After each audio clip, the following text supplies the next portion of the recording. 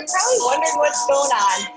Welcome to the next episode of Hey Nurses, What's Next? How 21 nurses became business owners and successful entrepreneurs. And today we have a very special guest who's more than a woman from the Bee Gees, which is her favorite group. And as she's working, she's always listening to Bee Gees music. So today, let's welcome Shelene Giles. Shelene, welcome. Thank you. Thank you very much. So Shelene is the president of FIG Services, and she has an extensive nursing background in nursing, rehabilitation, case management, legal nurse consulting, medical cost projections, Medicare Set-Asides, and life care planning. And she's been employed in these areas for over 25 years. She practices as a consultant and an expert witness, as an instructor, mentor, and coach in these specialty areas. And FIG is an independently owned corporation that provides an array of services with a focus on assessing an individual with catastrophic injury, illness, and projecting future medical and non-medical needs. And FIG is also internationally recognized education provider in the field of nurse life care planning, medical cost projection, and Medicare Set-Asides. FIG teaches an appreciation of each student as a professional with their own lives, desires, and plans. And it's the goal of FIG to provide contagious care to each student and enhance not only their learning, but their life. And that's beautiful. And Thank you. Shelene is one of the ones that I really wanted to introduce you to because she's built in this amazing empire with education services to teach nurses how to use their existing nursing knowledge and make money from it, basically, right? In a Absolutely. beautiful, loving way. So welcome, Shelene. Thank you. Thank you. So can you tell our viewers a little bit about your business? Other than Sure. From your perspective. Yeah, I'll be glad to. I've been a registered nurse for over 25 years, and about 17 years ago, I left the corporate world to start my own business as well, to become a nurse entrepreneur. FIG specializes in medical damages. Medical damages is a term that attorneys use when they're determining medical care and the costs that go with it on their case, whether it be an insurance claim or a lawsuit. So what we do as nurse life care planners, that's our title, is we work with attorneys and insurance companies, review records, meet with patients, talk with the providers, and figure out a plan of care.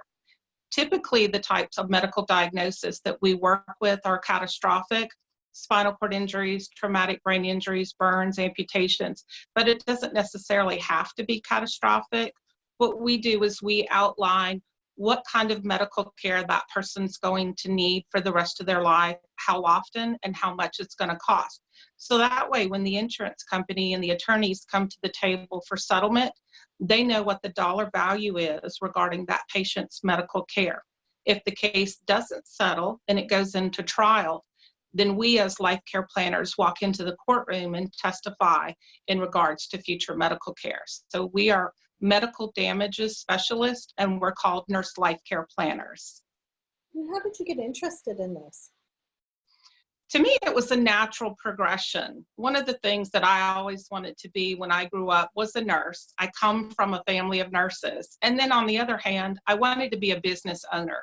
And that just never meshed. Everybody's like, yeah, right. When I found myself hitting that glass ceiling in the corporate world as a nurse, getting frustrated, tired, wanting more, wanting to advance my career, I had heard through the grapevine about life care planning, but really didn't know exactly what it was until I was literally walking across an exhibit hall in a conference, and here was someone exhibiting about life care planning. It took me all of 10 minutes in a Q&A session right there to know this is what I want to do, and I can do this owning my own business. And so I was sold. Wow. So you did the program and then you became a successful life care planner? Yes, took a little bit of a, what I call sweat equity, putting in some time, definitely ramping up, getting educated, certified, and then getting a couple cases behind my belt. And then at that point, I decided I knew I had to be a nurse entrepreneur. There was nothing else for me to do that would fully satisfy me, is to leave a corporate world and become my own boss. I always say nursing's in our DNA, but I also think that we're also wired to be business owners too. So if you have that wiring, go for it. I agree, definitely. Yeah. And so then you started teaching people to become life care planners, right? Yes. So once I got into the industry, I wanted to learn more. I was pretty much a sponge. I wanted to learn more and more and more, especially about being an expert witness, where you go in court and testify. One of the things that turned me on and interested me about being an expert witness is I have an aunt with an inoperable brain tumor who was unable to work in her job, went into long-term disability, and there were some hiccups along the way, and she ended up in a lawsuit with her employer. I was her voice when it came to mediation, sitting around the table with the other side as to what her needs were, what she could and could not do with this inoperable brain tumor. And it was the attorneys at that mediation for my aunt who said, have you ever considered being an expert witness? I was in the field of life care planning. Expert witness testimony scared me. But this mediation really showed me that I can be an advocate or an educator to the legal field. I can take my nursing skills and my compassion and put it into the legal arena and help patients, just like I was able to help my aunt. So that's when the expert witness part sparked me. Mm-hmm. And because of that, I wanted to learn more and more. The more I learned, the more I wanted to share with my colleagues. And it was actually my colleagues who encouraged me years ago, you really need to teach. You have a passion and you understand the connection between nurse and expert witness. So it was my colleagues who encouraged me. And it's been over 10 years now, teaching others what I do and what I know, and mentoring and sharing with them so we can grow our field. We can grow the field of life care planning. Wow. That's amazing. Congratulations. Thank you. And it doesn't occur overnight. It does take some time, but it is worth it. So what's the best part of your job? There's a lot of best parts. One of the things I can say is when we decided, I say we, as in my husband and I decided for me to leave the corporate world, we were not too far from bankruptcy. There was a lot of debt. We were young, made some poor financial decisions.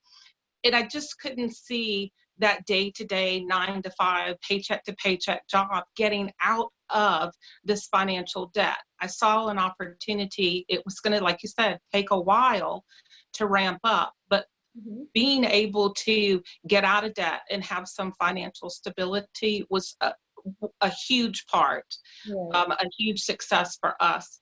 I love the flexibility of my job. So most of us who own our own businesses, we work from home. So I love the flexibility of having raised 2 kids in the home while being here, working out of the home, being able to be available nights, weekends, and holidays. I make my own schedule, not my schedule is handed to me. So I love that. The other great part about being a life care planner and a nurse entrepreneur is we get to see the success stories. We get to see the end result of someone who's gone through such an unfortunate event, becoming paralyzed, traumatic brain injury, amputation, and seeing them from the acute to the chronic stage, and then following them through a settlement to make sure that the funds are there to care for them for the rest of their life. To me, that is a huge success and a reward for me to see the full circle. Yeah. Well, I just want to go back to like making that decision to go into the life care planning class. You didn't make a decision from where you were, which was near bankruptcy. You made a decision from where you want to go. And I think that that's so important because our logical brain says, are you kidding me? Do not do this. What are you talking about? But you know that there's a calling inside of you. You know there's more. And you make decisions from that place, and whether not the logical brain, because that's where the magic happens, is you know, we're like, well, I'll do this when, and we never know what tomorrow will bring. Exactly. I call it a leap of faith because it truly is a leap of faith. The nurses that I was running around with, kind of the nurse pack that I was running with, we all wanted to be nurse entrepreneurs. I was the youngest in the group. I was in my 30s, mid 30s, and I was the last one to take that leap of faith. And all my nurse friends were looking at me going, what's the problem? What's the deal? And I was so afraid of taking that leap of faith. I didn't know what I was afraid of, but I was afraid. And one of my nurse friends said, what's the worst thing that could happen to you? And I said, I could fail. And she was like, so what? So you go back to doing what you were doing before. It's not like you are a true failure. If it doesn't work, go back to doing what you were doing previously before a nurse entrepreneur. And I said, that was it. That was all it took for me, that one conversation. The next day I turned in my resignation and have never looked back 17 years later. So it is a dream. It is a dream come true. It's a leap of faith, but it's well worth it. And when you're in your comfort zone of working and getting paid from somebody else, you don't have the desire, the drive, the ambition, the need that you do if you just take that leap and do it. Now, I'm not advocating that you go quit your jobs right away and take the leap, but I am advocating get the education or the resources that you need to make that leap. I agree. Don't be afraid. Don't be afraid to follow your dreams. My dream was to be a nurse and a business owner, and here I am 20-something years later, a successful business owner, and I'm able to give back. We have over 24 nurses that work with us. So not only am I able to be a nurse entrepreneur, but others underneath me as well. So I'm really excited and pleased to be able to give back to the nursing community. Yeah, I think that's so important too. We have a donation every month and give back as well, and we decide as a team because giving back is so important to what we do. Yeah. So you have different divisions. You've grown and spread out too. We have. So FIG, our logo is the Tree of Life. So we use a lot of tree themes. So we have two branches under FIG or FIG. One is the services side, where we actually take the cases from the attorneys, work those referrals, work completing life care plans, testifying. And then the other branch, the other side of FIG is the education side. So we practice what we teach what we practice. Once the nurses come in through the certification classes, they get certified, and the question is, now what? What's next? Yeah. What we do is we help guide the nurses through the business development, the marketing strategies, the things that you did not learn in nursing school, and the things that you learn hands-on in the job as a nurse life care planner. So we also, not only do we teach, but we mentor and we coach. And then once your certification is coming up for renewal, you can circle back around, and we also have continuing education classes to help advance your learning curve in life care planning. Wow, that's amazing. Congratulations. Thank you. Thank you. We do this on a national and international level. So not only do we work cases on an international level, but we also have students, nurses in the life care planning class internationally as well. Canada, London, the Philippines, Australia, New Zealand, kind of all over the world. So we're also pleased with that we can reach out and touch the world rather than the States. Wow, how interesting. Because their legal systems, I guess they need the same things that we do. A little bit different, but very, very similar. Yeah, that's amazing. Congratulations again. Thank you. So anyways, you have an amazing free gift for us, top 10 characteristics to an A+ nurse life care planner. And that's so generous of you. Thank you. So you're welcome. Most welcome. We will put the link as well, and as well as the link to find you if you're interested in being a nurse life care planner. Absolutely. We'll be glad to share our knowledge with anyone. If you just want to talk and learn more about the field, no question is a stupid question. Please call, please email. We'll be glad to share. Yeah, and you can see the tree behind Shelene.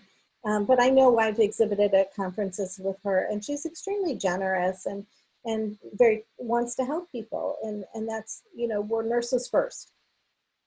I agree. Absolutely. Nursing is in the blood. Yes. So what was the biggest mistake you made, and what did you learn from it? Biggest mistake was thinking I could do it all. As an entrepreneur, as a CEO, you start out as a small business owner. You are the CEO. You are the life care planner. You're the CPA, the marketer, the janitor, the delivery guy. Yeah. And so what I realized is all I'm really doing is spinning plates. I was moving forward in the business, but not as fast as I want it to be.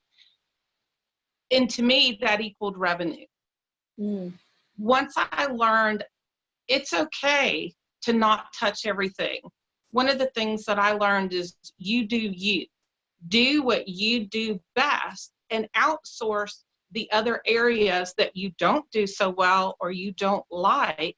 Create a team of talents, different talents, to make a much more larger team and a more successful team. So don't think you have to do it all.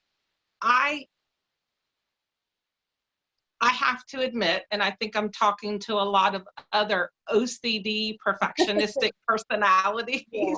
That was me. And I felt like I had to have my hands on and in everything to control. And what I learned with the help of a business coach was that's not control, that's chaos.